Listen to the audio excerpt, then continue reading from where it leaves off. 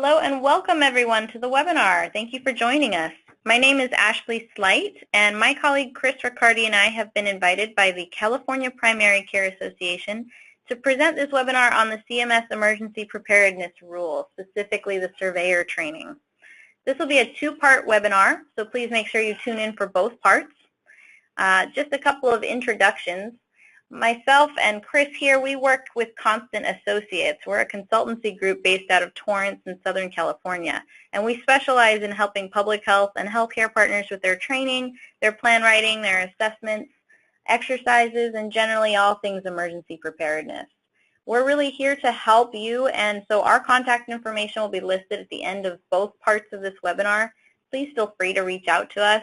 We want to make sure that we go through a lot of opportunities and elements of the Surveyor training during these webcasts, but we are here to help with any topic. And we're glad to join you today, right, Chris?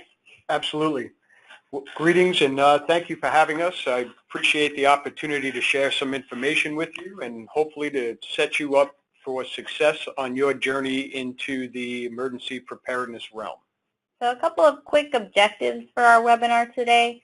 We want to make sure that by the end of listening to both parts, that you've really seen the online training, the Surveyor online training, as an opportunity for you and your staff, and maybe your executive leadership, to take a more detailed look at the rule, to prepare not only for the Surveyor visits, but also to look at opportunities with the CMS Emergency Preparedness Rule for building your overall program. We're going to outline some areas of the training. We're going to focus on areas to really take a deeper dive into and to look into more detail for your program. And we're going to describe the potential for building out your role as an emergency preparedness manager with other departments within your clinic. We also want to make a quick plug for some resources for those of you who are really looking into the emergency preparedness rule and you aren't quite sure where to start. CPCA has a number of resources related to the rule. Chris and I both did some webcasts last year and a webinar that's recorded on the CPCA website on the rule itself and the requirements. We did a detailed webinar on risk assessments, for example, HVAs. So we've done a couple of things with CPCA already, but they also have an emergency preparedness website that includes a whole toolkit of materials, a sample emergency plan, a sample communications plan, some links to other clinics, sample projects, and sample documents. So we really encourage you to take a look at that if you haven't already. If you're just looking for more information about the rule in general, CMS.gov has a list of resources on their page where they cover the rule. We highly recommend Ask for Tracy, the CMS Emergency Preparedness Rule page. Chris is actually one of their subject matter experts, and Chris could probably say a little bit more about what they've got on Ask for Tracy's website. Sure. Ask for Tracy has another host of information that's available to you, and again, this is free of charge, well, free to the degree that your taxpayer dollars are paying for this, but there are just an incredible amount of resources and links to other documents. This is the realm of emergency preparedness where folks share information, share best practices, and the Ask for Tracy site has these best practices listed, but also, and another key component is that there is a database that can be shared amongst anyone.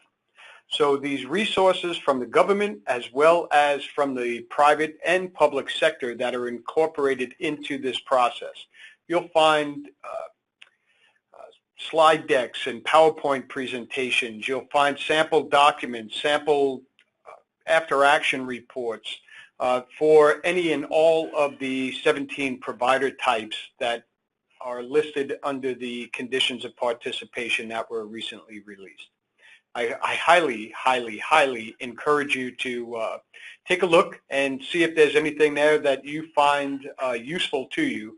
Most of it is of value, if not all, but just find what may be useful to you in your role. Perfect.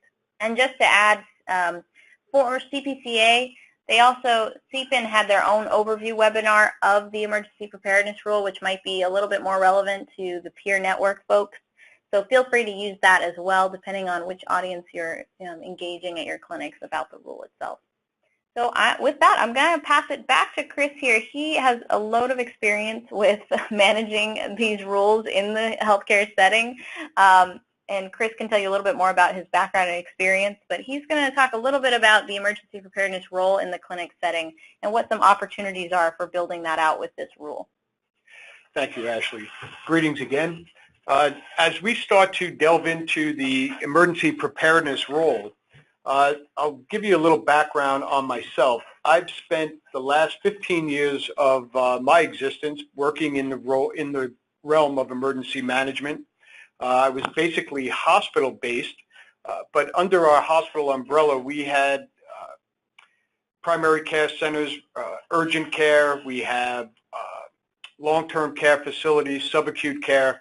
So I've gotten pretty well versed at the various needs and requirements for the different modalities. And I just didn't want to scare you away when I started mentioning hospitals and to understand the work that you're doing.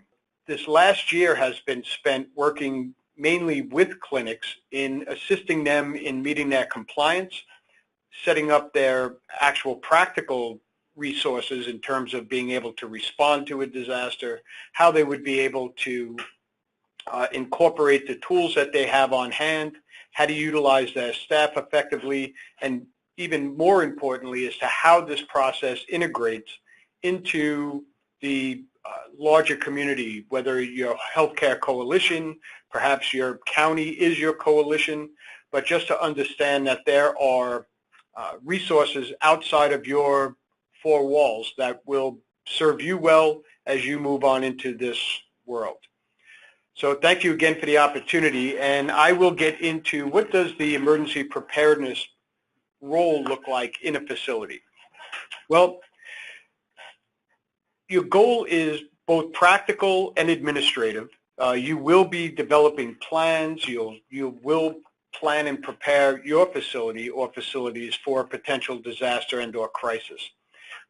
You want to ensure that your facility and your organization has an organized response, quick recovery, and a plan for continuity of operations. Now, basically what that means is if something happens, you have a way to respond to that event, you can recover quickly, and to ensure that you're able to serve your community and your client base as you move forward with this. Remember, you want to maintain some continuity of care with your patients, with your clients. You want to ensure that you have tools to be able to facilitate that, even after an event. I'm going to throw something out there to you, and it's a little statistic, and that is 40% of businesses that close due to a disaster impact never reopen. And part of that is not having plans to work through a true response or a true disaster. So these are the tools that hopefully will set you up for success. And as your emergency planner or your emergency preparedness person, maybe it's a team, maybe it's an individual, your role is to develop these plans, to incorporate these plans into your workplace, into your organization, and then of course to train to these plans, because just a written plan alone does not set you up for success, because usually the first thing to go out the window during a disaster response is your plan. So to have the parameters in which to be able to function and set yourselves up for success.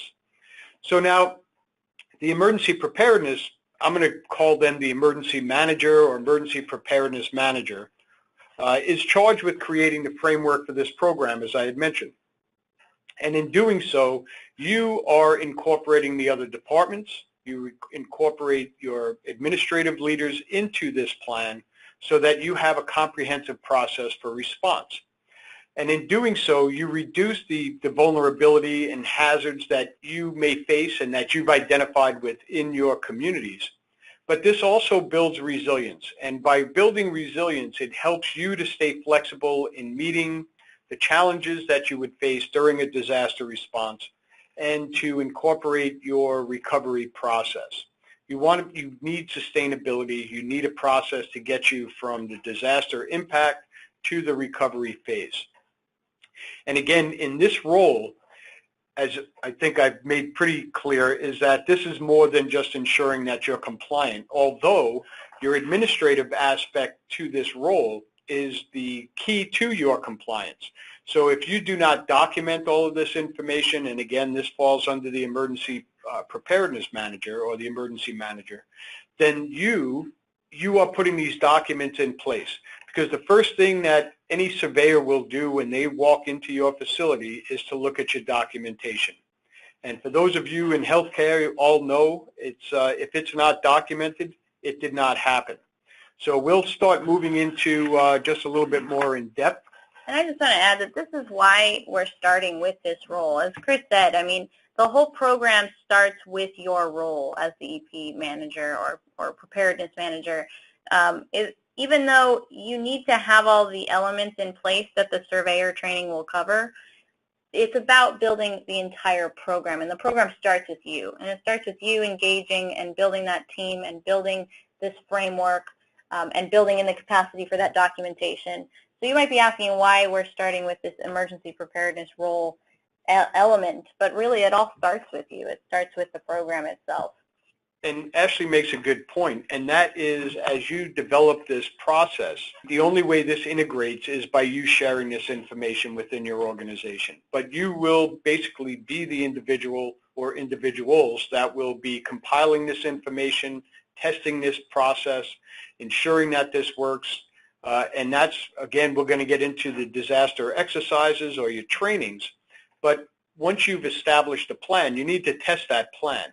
And hopefully you test that plan during a drill or an exercise long before you face any true event.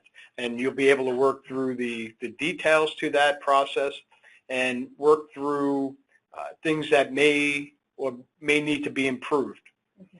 So with that, I'll move on into your emergency preparedness staff. So in the different facilities, this role is under different departments. At one point, it was used to be under a clinical setting or under the clinical departments, and it may still be in your facilities, especially since there is patient care that's involved with a disaster response, but also under your facilities managers.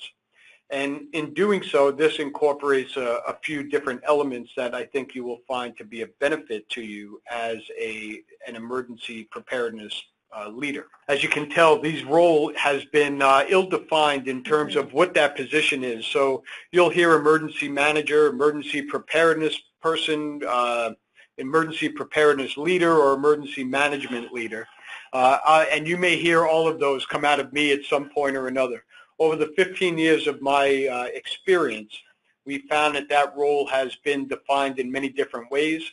Now we even have the emergency management officer, which is another, just to throw another little curveball into the operation. How does this role fit into the organization or into your day-to-day operation? How much of a percentage of your time is being spent on emergency preparedness? That depends on the facility or the facilities. If you have multiple facilities, perhaps you share your time amongst those facilities.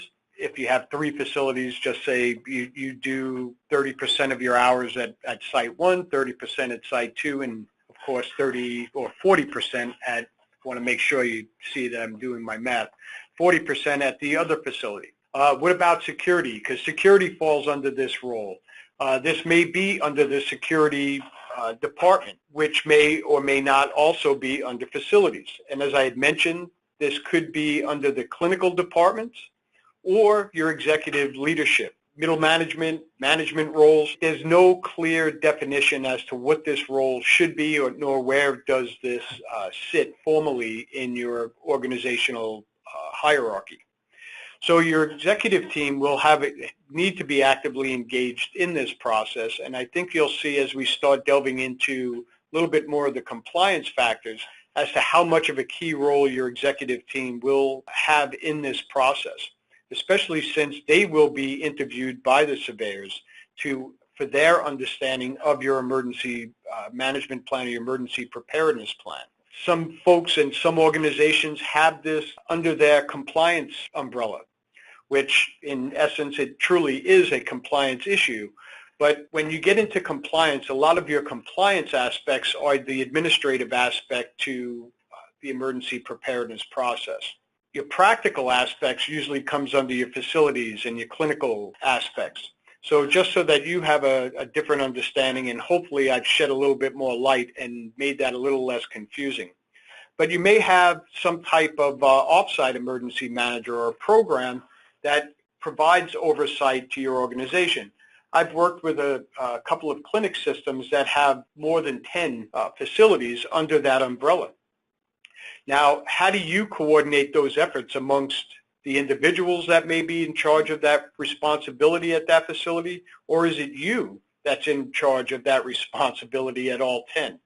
And even more so, if that is you, if this is a standalone function, then I cannot emphasize the importance of bringing together a team to be able to maintain a comprehensive program across all facilities. Now, this is not under one role, nor is it specific to any one of these positions. This needs to be a combination of all of these categories to be a successful program. Now, as you develop these things, because each one of these functions has a key role in a disaster response, whether it, apart from the time spent on this, your security are going to need to maintain, obviously, a secure environment. Your facilities folks are going to need to ensure that you have viable utilities available to you. Your clinical staff maintaining patient care, your management of the hierarchy, whether you incorporate HICS into an organization or you use some other type of emergency response leadership process. And then, of course, your executives are going to have to make some serious decisions in terms of how you respond, because remember, if you're responding to a disaster, this is no longer business as usual. And if it's no longer business as usual, some serious decisions that may have an impact on your bottom line need to be made, and that is where your executive team comes in. Compliance, of course, when we manage through any event, we have to make sure that we are following the letter of the law in terms of how we respond, what we do, ensuring that we are able to expand through licensure and compliance at the state level, as well as on the in the local level. And I think the Surveyor training backs this up. We're going to go through some of the key areas to take a deeper dive into in part 2 of this webinar, and it almost mirrors some of these categories. Some of the Surveyor elements that the surveyors are going to be looking into have to do with security or under the facilities umbrella, or are going to go more to the executive leadership. So as Chris said, you really do need a combination, a committee or some framework that incorporates all these elements. And the surveyors are going to be looking for that. They're not just going to look to you as the one EP manager. And this is a key component, just to emphasize something that Ashley just said. During surveys that I've had by the state with under CDPH and or our accreditation, Joint Commission, and CMS for that matter, when I would be at the table while these folks were surveying our process, they would remove me from that equation to see how well this information has been conveyed and been absorbed by the folks in the facility. Because quite honestly, I may be in Guam on vacation during an actual event, and how would these folks manage if I am not available? And this is very important in how you train, how you guide, and how you share information. So let's get into some common roles and responsibilities. Now, with the responsibility of the emergency preparedness role, compliance is going to be crucial. And again, your documentation, however you set up your disaster plan, your emergency operations plan, these are all compliance factors. These are the documents that folks are looking for. So you're going to need your compliance. Maybe you have reporting that needs to be done to your state, to your county, to your city for your planning. Your plan reviews are also another key component to this, and especially now with the conditions of participation citing that you need to at least review your plans annually. You need to continue to update. These plans need to be a living document that are constantly in motion and in improvement due to experience, lessons learned from past response. And what I mean by that is that this doesn't have to be a global event, a catastrophic earthquake, or anything along those lines. What happens if you have an internal flood and your plan designated a certain response, and when you actually responded to that flood, you found that that plan did not really mirror what actually took place? So what you'd like to do is then go back and revise that plan, document the plan was revised and why it was revised. And that'll demonstrate your due diligence in keeping this program moving forward. You will be doing some types of drafting tools, and again, with some of your plans, maybe a tabletop exercise will be a great tool for you to validate and verify the plans you put in place. Now, another key issue here is your inventory management, because you're going to need these supplies. And if you don't check on your supplies over the course of 2 years, 3 years, by the time you go and open that box, you may find that there are creatures living in them. The items have expired. And I say creatures living in it because that's something that had happened at a hospital I was working with recently. They opened up their supply shed and found that there were family of rodents living within their container that they had stored this stuff. So ensure that you go in there, dust this stuff off, open up the boxes, see what's inside, and especially if you're new to this role, identify the equipment and inventory that you have. But again, your inventories need to be evaluated and updated annually. Education and training, well, stipulated by CMS is that you have some type of emergency management training for during your onboarding process for your new hires, and that they are trained on and that your staff are then trained at least on an annual basis. If they are participatory in drills, this is part of that training. There is no citation as to what this training needs to look like, other than the fact that you need to conduct one community-based exercise and at least one tabletop. But as long as you are maintaining this training and keeping people aware of their response plans and aware of your facility's response plans. This is another key component when the surveyors are interviewing your staff. And I'm sorry if I just dropped a bomb on you, but they will be interviewing your staff. Outreach, community outreach, preparing and integrating into your community, working with your community emergency preparedness folks. Maybe you work with your city or working within your county, getting involved in other hospitals' exercises, understanding what that role looks like, how you integrate into that process. Your public messaging. You want to ensure that you have the same message going out as the hospital around the corner from you. How do you integrate with that? How do you integrate with the emergency preparedness folks in the other facilities as well? And I touched on this earlier with exercises. Now, the exercises that you do need to be based on your hazard vulnerability analysis so that you can identify what are the key risks. You put plans in place, and that plan needs to be an all hazards-based approach, and we'll cover that a little bit more in depth later on. But just so that you understand, your focus for these exercises should be based on your hazard vulnerability. And in any response, safety is paramount. If you don't take care of yourself, you cannot take care of anyone else. So however your plan is, whatever your plan is to respond, ensure that you keep safety as the guiding light in all of this. I mentioned again the liaison with other agencies within your city, within the local hospitals, within your disaster healthcare coalitions. These are all key components to your success. And again, there are tools and resources that will be available to you because of that. And then there's, of course, many other components to this. And one of the key things in my job description when it was being filled out was other duties as assigned. And you'll find that that will be a catch-all for many. So let's get into potential areas for growth and opportunities. The nature of this rule encourages to develop committees, to bring folks together to create this committee. So this is a shared burden, or at least to be able to bring different minds to the table as to how this plan would work itself out. This shared burden will be very helpful. It increases your resources and support across your organization, your institutional knowledge of the emergency planning across the multiple staff. It'll help you to have a greater understanding of what security does, your clinical staff does, your facilities folks. And again, by bringing this all together, it builds resiliency and confidence in the process. The other is the training and any other opportunities you may have to grow beyond and to participate in your local healthcare coalitions. But get yourself educated, folks. There's a wealth of information that's out there to assist us down this path to help strengthen your role. And then encourage your executive leadership to support this.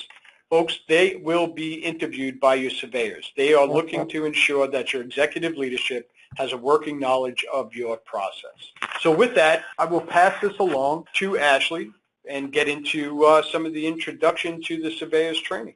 Yes, thank you, Chris. So now that we have kind of set up the background and the opportunities with the emergency preparedness role, we're going to jump into more detail about the surveyor training itself. I want to make sure that you all know how to access the course. So the link is provided here. It's also easily discoverable on Asper Tracy's website. This is all courtesy of Asper Tracy. They have a great site that mirrors the entire process we have throughout our webinar. So you just need to click on I am a provider when you access the link, and that way you won't need a username or a password to access the course. You'll click on course catalog, and the way we recommend to finding the course, you could go through the entire listing, but I recommend just searching for the term emergency preparedness. That keyword will bring it up pretty quickly.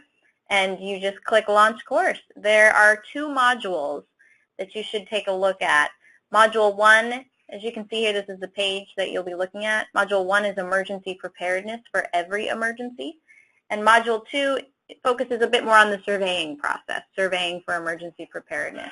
Module 1 and Module 2, both of them are equally important, and we highly recommend that you look at both modules. And Module 1 really introduces the background that led to the emergency preparedness rule, and it kind of describes the thinking and the best practices behind the 4 core elements of the rule, which are communications plan, risk assessment, an emergency plan, training and exercises, and policies and procedures. So for anyone taking this course, that is a really important element of understanding the survey procedures in Module 2. And you have to remember that a lot of the surveyors themselves are not experts in emergency preparedness, not by any means. They're taking this course just like anyone else to find out what the 4 core elements are and why the program needs to be as comprehensive as it is. And if I may elaborate on that, in my discussions with the surveyors and the CMS compliance folks, they are taking the same course as you are. This is an open book test, folks. You are getting the same information that they are. This is to help you focus on what you need to do, and it helps them to focus on what to look for to ensure that you're doing what you need to do. So again, this is an open book test, and the better versed you are at these rules and through this training, I think you will find that you are truly set up for success. Yes, you have all of the information the surveyors have as well. And this webinar is really focusing on our recommendations to you. We're going to focus primarily on Module 2 simply because we can offer some expertise into why the survey procedures are outlined the way they are. But Module 1 is still just as valid. Please take the entire course when you're accessing the course. And this is somewhat time-consuming, but I think the value for the time that you spend on this for you moving forward in this role will be time well spent. Do not be frightened by the amount of items that are in here. And even if you do this in small bites, by all means, eat the whole thing, because you're going to need to have this in your tool belt, so to speak. Yes, and have multiple people at your organization take the course, as much as they're going to think, well, that's just your job, taking the surveyor training, letting us know what will be surveyed on. It provides a really important background to the rules that if your executive leadership, security, facilities, compliance folks take the entire training, they'll understand why you're asking for the things you are. Absolutely. And again, bring your committee together. Have these folks help you as you develop this process. They will be able to speak to some of the idiosyncrasies within their departments that you may not, or maybe you have a slight knowledge of. These folks bring that expertise to the table. Utilize those plans. So with that, we are actually going to take a break, a pause here, and continue our deeper dive into Module 2 in the Part 2 section of this webinar. Our contact information is listed here. If you have any questions about the emergency preparedness role, how it fits into the rule, how to access the surveyor training, or even anything related to the rule or general emergency preparedness, we're happy to help. And we'll be jumping onto Part 2 shortly, so make sure you tune in. Thank you very much for the opportunity to share, and have a great day.